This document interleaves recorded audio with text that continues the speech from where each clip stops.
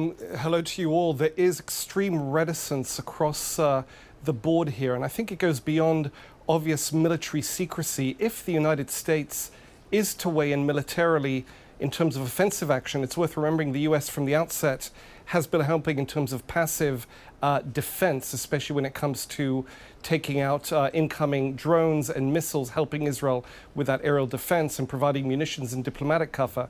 If that's to switch to offensive action, I don't think anyone, especially the Israelis, will want to be seen as having demanded that.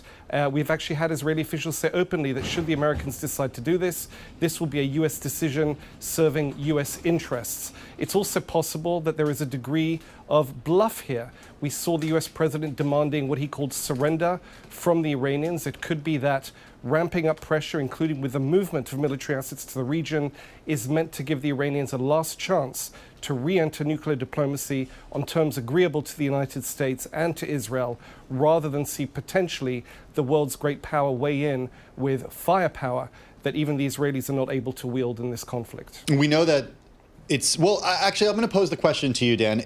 Is it fair to say that Israel is pushing for regime change in Tehran? I'm not sure it's fair to say that. Many officials have been asked this, have discussed this at some length. What they've said is that they have more modest goals, modest in terms of regime change. In fact, you have the National Security Advisor pointing out that we have a country much larger than France and Iran, much larger than Israel, 63 times the population. He actually said it would be overweening, it would be inappropriate, it would be grandiose for the Israelis to be thinking in terms of engineering regime change. However, the Israeli attitude is that if as a result of Israel's assaults on Iran, there is a groundswell of dissidents, Iranians opposed to the regime falls because of destabilization, the Israelis are not going to be shedding a tear. I don't think it's fair to say that this is part of the war goals, if only because the logistics would make that extremely difficult for a country of Israel's size. Dan, Reza Pahlavi, son of the last Shah of Iran, joined the surveillance team of Lisa Bronwitz and Danny Berger earlier today, says he's reached out to Israel amid the conflict between the two nations. He also told them that due to Israel's strikes, the regime is, quote, on the verge of collapse, and that with a regime change, there is the opportunity to eliminate several issues at the same time, including the country's nuclear weapons program. What do Iranians want? Do they want regime change? I don't know of any solid polling that could answer that responsibly. Certainly there are Iranians who are opposed to regime that has been around for almost 50 years.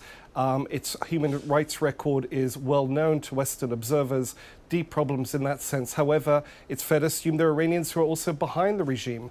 Again, the record seems to be split on this. I would not weigh on that definitively. However, in the end, and I definitely think these are the terms that President Trump thinks of, success sells, success tends to generate a narrative of its own. And if indeed this Iranian regime is on his way out, because of the success of the Israeli offensive, the Israelis certainly seem happy with progress so far. And certainly if the US weighs in, it could just be that bottom line, if the regime is on its way out, many other Iranians will agree to seeing it go and trying to make the best of what follows. Dan, we lean on you and the team who have such a better understanding of the region and the complicated relationships and the complicated tensions. Having said that, we have seen a lot of criticism by other Middle Eastern entities and countries that have been critical of what Israel has done.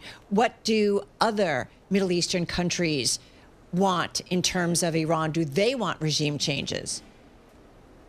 Again, Middle Eastern countries, for the large part, are not going to be openly committing either way in this sense. I think it's very easy to come along and say, no one wants war, no one wants casualties, especially innocent casualties. No one wants a spillover from this in the Middle East. There's quite a networking in terms of energy relations, in terms of demographics. However, to judge from WikiLeaks, which you recall from a number of years ago, it turns out that behind the scenes, going a long way back, many Arab powers, while speaking perhaps about the Palestinian issue, other issues, were really focusing efforts behind the scenes on what they described as a bigger concern, which was Iran's and its nuclear program. There's an age-old rivalry here between various denominations in Islam, various cultures, and I think that If this turns out to be a success, as Israel believes it will be, we will see a change of tone among many of the players in the Middle East who now may prefer to fence straddle publicly and pay lip service. Hey, Dan, you're joining us from London. You're usually based out of our Jerusalem bureau. So I just wanted to get a sense from you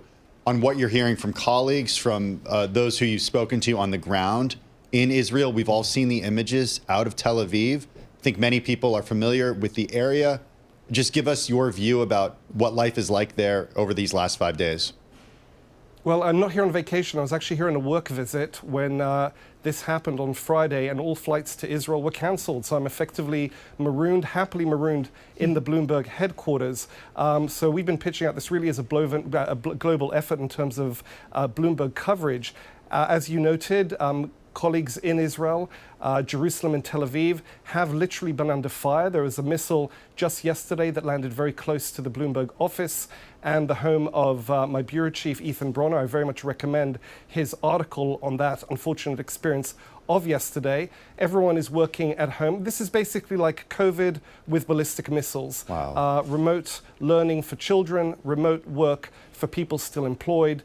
Many of the normal services closed down. Schools, hospitals working on a reduced format, clinics, and the like. I understand supermarkets are still open, but otherwise, if you recall the lockdown of the pandemic a few years ago and add sirens and the occasional explosion of a half-ton warhead nearby, that'll give you an idea of how things are in Israel.